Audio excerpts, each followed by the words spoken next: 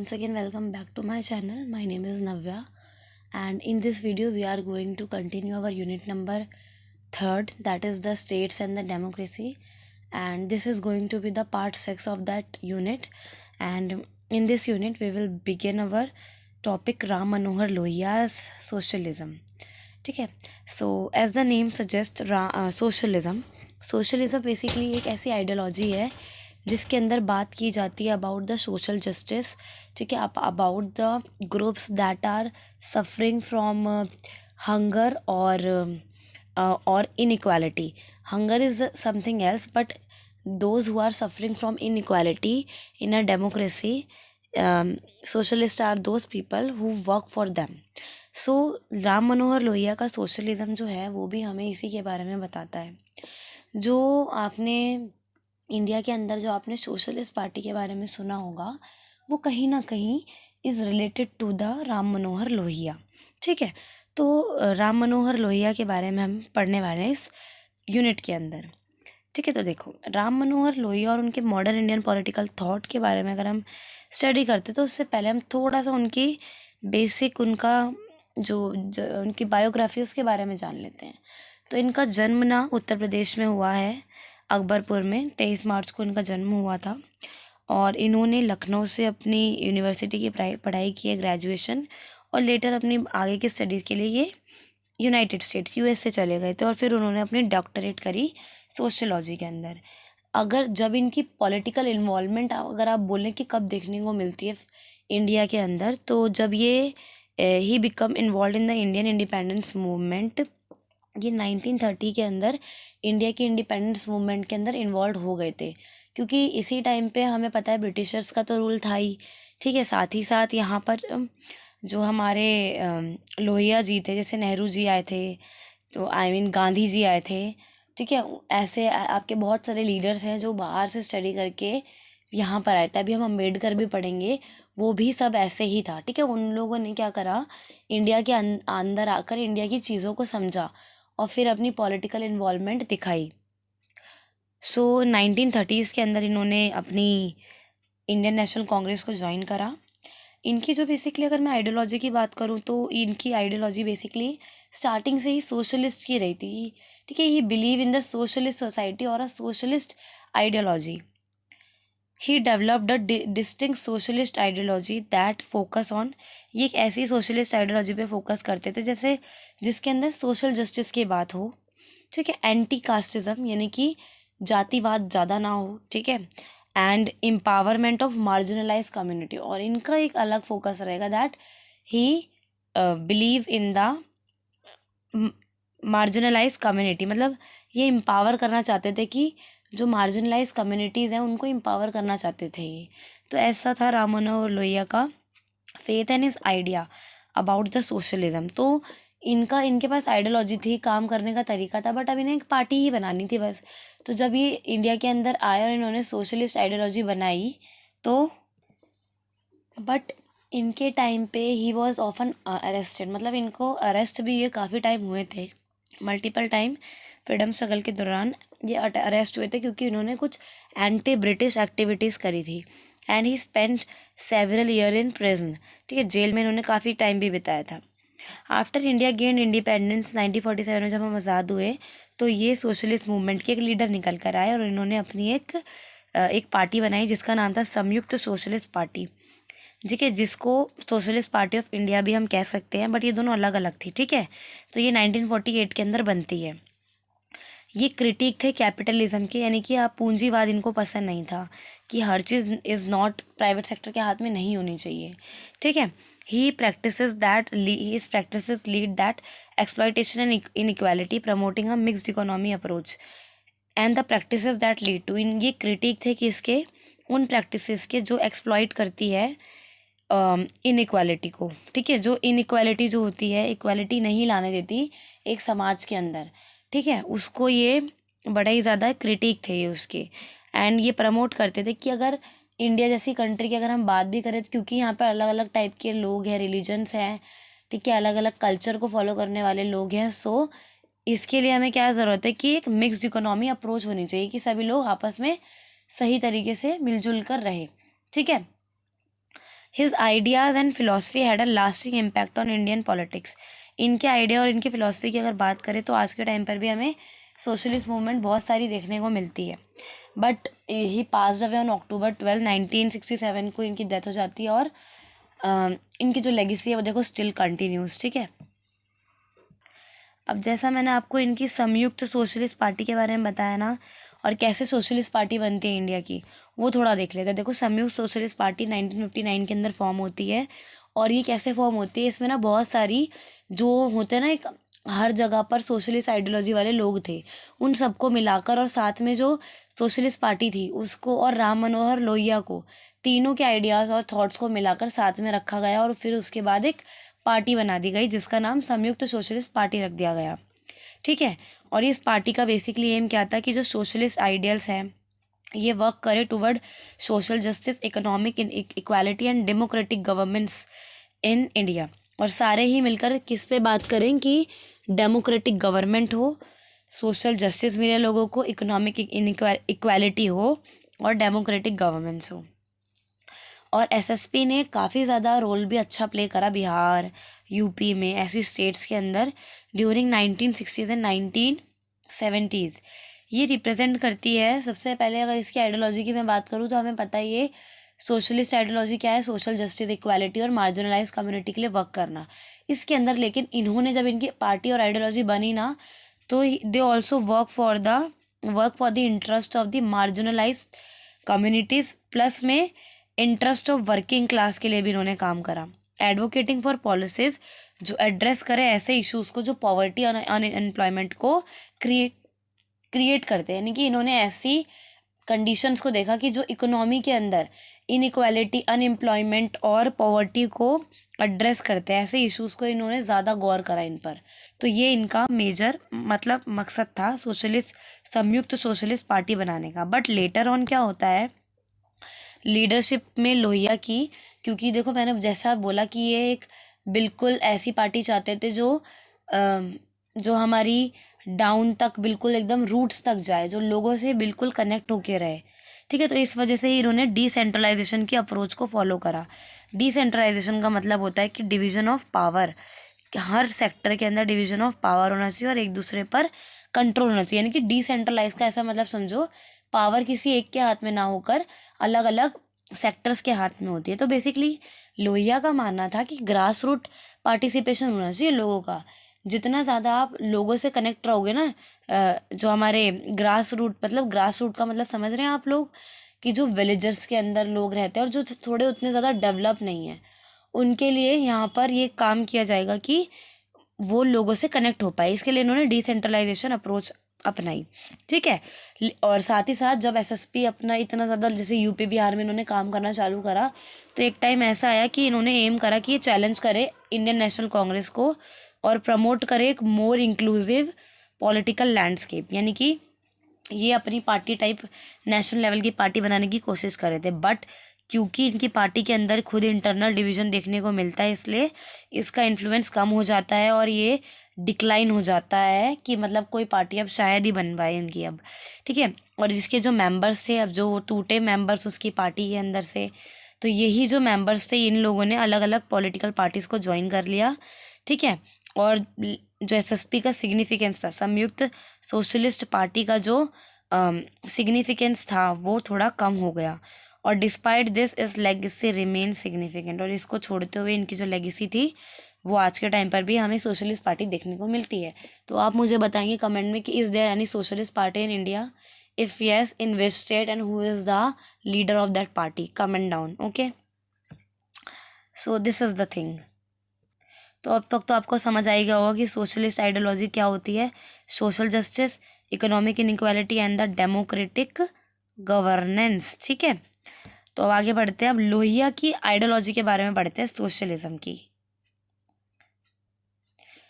लोहियाज ideology of socialism जो है, जैसे मैंने बताया, डीपली रूट कहाँ पर, in context of Indian society, और एम्ड करती है addressing unique challenges faced by the country. ये ऐसे चैलेंजेस को मतलब सॉल्यूशन निकालने की कोशिश करते हैं जिन्होंने पूरी कंट्री को क्या किया है, उसको मतलब यूनिक चैलेंजेस है। यूनिक चैलेंजेस का मतलब है जो थोड़े हर कोई जिनको नहीं उठाता, जैसे कि पॉवर्टी, अनएम्प्लॉयमेंट, ऐसी चीज़ों को इस टाइम पर नहीं उठाया जा रहा था, बल्कि इस टाइम पर देखो देश आज़ाद करवाना था, यही इम्पोर्टेंट था। ठीक है, तो चैलेंजेस ये वाले फेस हो रहे थे यहाँ पर।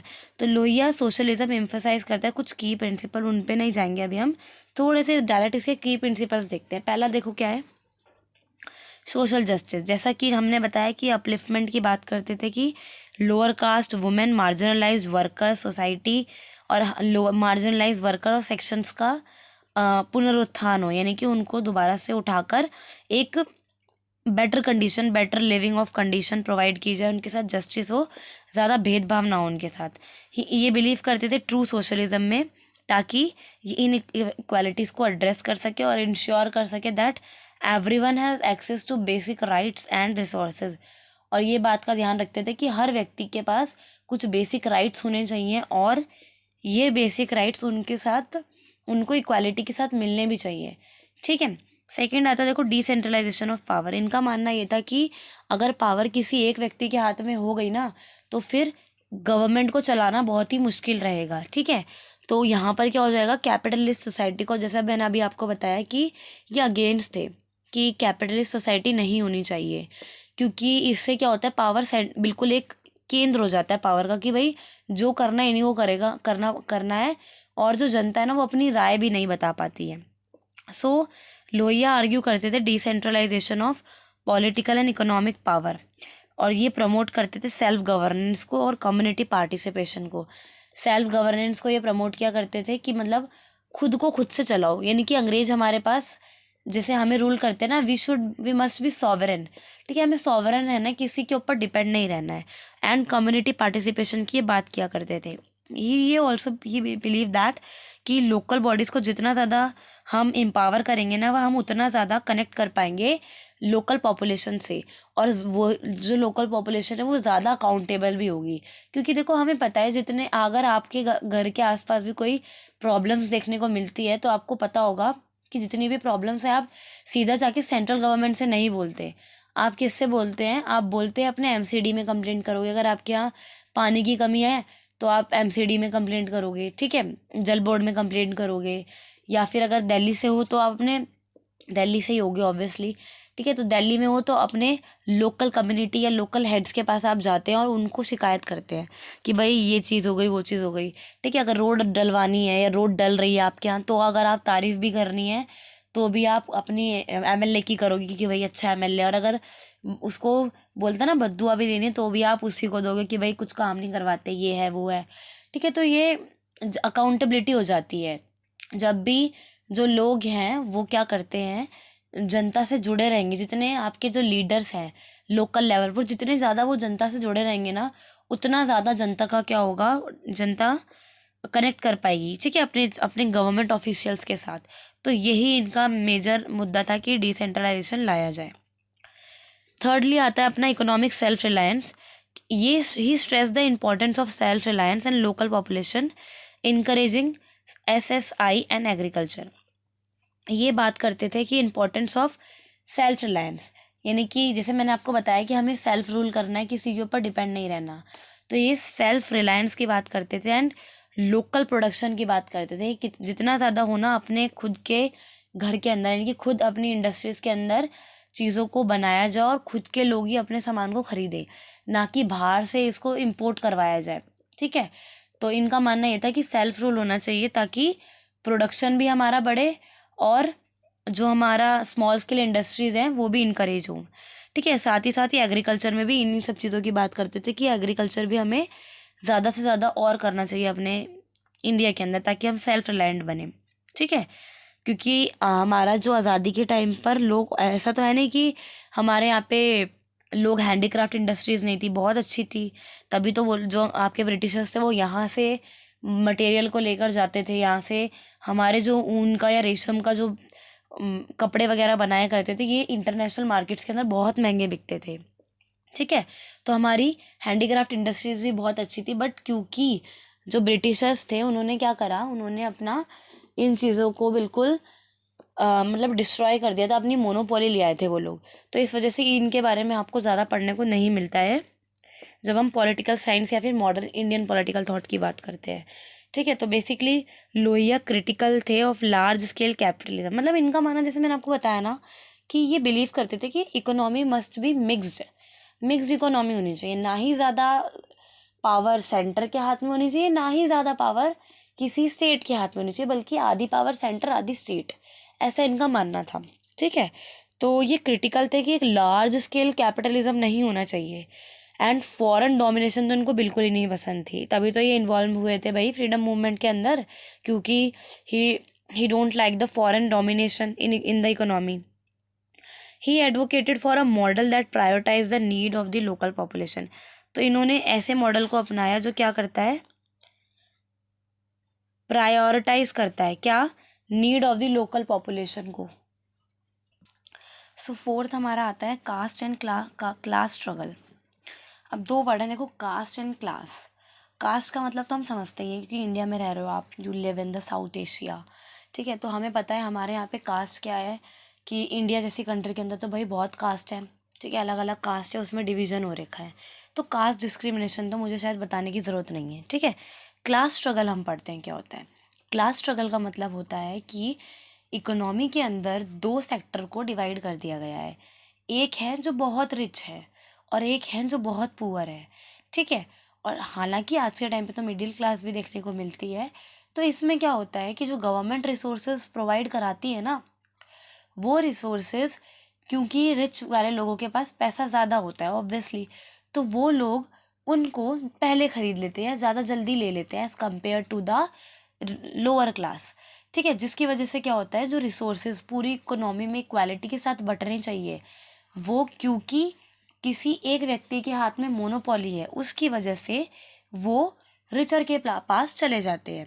और जो लोकल पॉपुलेशन होती है, फिर जो हमारे पॉवर्टी, मतलब पॉवर्टी तो छोड़ो, जो लोग हमारे थोड़े पुअर क्लास से या फिर मिडिल क्लास से रिलेटेड करते हैं, उनके यहाँ पे क्या होता है, ये चीज़ें पहुँच ही नहीं पाती है। ठीक है। तो इसी को हम क्या कहते हैं, इनइक्वालिटी। और जिनके पास पहुँचती है तो देखो हमें पता है बहुत लेट पहुँचती है। जैसे रिसेंटली मैंने देखा था कि जो बुक्स होती हैं, ठीक है, बिहार में जो बुक्स छापी जाती है बच्चों को गवर्नमेंट स्कूल्स के अंदर देने के लिए, उन बुक्स को पहुंचाना तो चाहिए स्कूल के बच्चों तक। बच्चे कह रहे हैं कि हमें भाई बुक मिली नहीं है, और उन बुक्स को इन्होंने कहाँ रख रखा है, एक कबाड़ खाने में रख रखा है, कोरी कोरी, जो यू कैन से बिल्कुल न्यू बुक्स नहीं होती, बिल्कुल एकदम पेटी में पेटी बुक्स रखी हुई हैं, और उनको कबाड़ खाने में रख रखा है ताकि उसको बेचकर मतलब पैसे वैसे कमाए जाए उस तरीके से। तो ये चीज़ देखो देखने को मिलती है। तो ये क्या है, इनइक्वालिटी हो रही है ना, इसको आप क्लास स्ट्रगल कह सकते हो। कि मतलब अगर वही मतलब गवर्नमेंट स्कूल की अगर मैं बात करूँ तो यहाँ करप्शन देखने को मिला आपको। ठीक है। तो कास्ट और क्लास स्ट्रगल के अंदर क्या चीज़ समझ आई है हमें, कि जो भी कास्ट होती है उनके बेसिस पर भी इनइक्वालिटी होती है, कि भाई मतलब वो लोग तो आपस में ही अपना वो करने लग जाते हैं कि भाई तुम तो अनइक्वल हो, you are untouchable, don't touch me, this type of thing. ठीक है। और तो बहुत सारे सुपरस्टिशंस भी है इंडिया के अंदर तो, कि भाई ये कैसा व्यक्ति है, ये कैसा व्यक्ति है, हमें तुमसे बात नहीं करनी, तुम इस जात के हो, छूओगे नहीं, हम तुम्हारे घर का पानी नहीं पियेंगे। तो ये सारे सुपरस्टिशन है जो हमें कास्ट से रिलेटेड स्ट्रगल दिखाते हैं। और क्लास से रिलेटेड आपको समझ आ ही गया होगा। लोहिया का यही मानना था कि जो हमारे कास्ट और क्लास स्ट्रगल हो रहा है ना, ये आपस में इंडिया के अंदर इंटरकनेक्टेड है, तो हमें जल्द से जल्द इसको सुलझाना चाहिए। और इसके साथ साथ जो हमारी इनइक्वालिटी की, इकोनॉमिक इनइक्वालिटी की प्रॉब्लम है ना, उसके साथ साथ हमें क्या करना चाहिए, हमें इन कास्ट और क्लास स्ट्रगल्स को भी मतलब इसका बेसिकली ये कह लो, इसको सुलझाना चाहिए। ठीक है। So Lohia advocated for a united fight against both. तो इनका मानना ये था कि कास्ट डिस्क्रिमिनेशन जो होता है, कि मतलब जातिगत भेदभाव जो होता है उसके चलते, और क्लास एक्सप्लॉयटेशन यानी कि रिसोर्सेज की बात आ जाती है, इसको ध्यान में रखकर हमें क्या करना चाहिए, इन पे हमें वर्क करना चाहिए और इनके लिए हमें फ़ाइट करना चाहिए, ऐसा इनका मानना था। क्योंकि जैसे मैंने देखो आपको बताया कि इनके जो भी इन्होंने सोशल जस्टिस या सोशलिज्म या फिर संयुक्त सोशलिस्ट पार्टी में इन्होंने जो भी कुछ बताया ना, he always work on the unique ideas. ये तुम अपने आंसर राइटिंग में डाल सकते हो, that he always work on the unique ideas. Like marginalise workers के लिए काम करते थे, अभी तुम कास्ट एंड क्लास स्ट्रगल डाल सकते हो इसके अंदर। ठीक है। ये एम्प्लॉयमेंट के लिए काम करते थे, ये पॉवर्टी के लिए काम करते थे। इनके थॉट बहुत अच्छे थे। तो ये इनका मानना है, ठीक है। तो इनका जो विजन था वो एक ऐसी सोसाइटी की डिमांड करता था जहाँ सभी के पास इक्वल राइट्स हो, ठीक है, that each member had equal right and equal opportunity whether he is of any caste, religion, race, colour etcetera, ठीक है। तो ये इनका मानना था। नेक्स्ट आता है हमारा ह्यूमैनिज्म। ह्यूमैनिज्म पे तो देखो तुमने इंटीग्रल ह्यूमैनिज्म पूरा पढ़ के आए हो तुम, ठीक है। तो इंटीग्रल ह्यूमैनिज्म हमने पूरा पढ़ा है। तो ये भी लोहिया का जो सोशलिज्म था उनका कमिटमेंट भी था ह्यूमन वैल्यूज एंड डिग्निटी पर। इसका मतलब ये बिलीव करते थे that socialism should not only focus on economic inequality but also an holistic development. इनका मानना ये था कि भाई हाँ, हम इकोनॉमिक इनइक्वालिटी की बात करेंगे, हम मार्जिनलाइज वर्कर की बात करेंगे, हम क्लास और कास्ट स्ट्रगल की बात करेंगे, बट इसी के साथ साथ हमें अपनी नींव नहीं भूलनी है, ठीक है, जो हमारी रूट्स है उनको नहीं भूलना है। हमें अपने ओवरऑल डेवलपमेंट करना है, हॉलिस्टिक डेवलपमेंट करना है इंडिविजुअल्स का और कम्युनिटीज़ का, ऐसा इनका मानना था, ठीक है। तो लोहिया का जो विजन था सोशलिज्म का वो क्या था, अबाउट क्रिएटिंग अ जस्ट और इक्विटेबल सोसाइटी। कैसी सोसाइटी हो, जो जस्ट हो, सबके लिए राइट हो, जस्टिस मिले सबको, हर व्यक्ति का एक्टिव पार्टिसिपेशन हो, इसलिए इन्होंने डिसेंट्रलाइजेशन अप्रोच चलाई, एम्पावरमेंट हो, चाहे वो वुमेन्स हो और चाहे वो अदर कास्ट के लोग हो, और फोकस ऑन सोशल इश्यूज। सो यही focus on the social issues पे ज़्यादा ये फोकस किया करते थे, ठीक है। तो इनके आइडिया आज के टाइम पर भी आपको देखने को मिलते हैं। So yes, that's all for today. I hope आपको ये ह्यूमैनिज्म और राम मनोहर लोहिया के थॉट्स समझ में आए होंगे, संयुक्त सोशलिस्ट पार्टी और राम मनोहर लोहिया, ठीक है। आई होप आपको ये वीडियो क्लियर हुई होगी। तब तक के लिए स्टे ट्यून। इनका जो की कॉन्सेप्ट था अबाउट द 4 पिलर स्टेट वो मैं आपको इसके पार्ट नंबर 7 में करवाऊंगी, यानी कि इसका नेक्स्ट पार्ट जो होने वाला है, ठीक है। तब तक के लिए stay tune and yes, I will upload all the videos soon, ठीक है, of the modern Indian political thought. So tension मत लेना आप लोग, ठीक है। So okay, thanks for watching.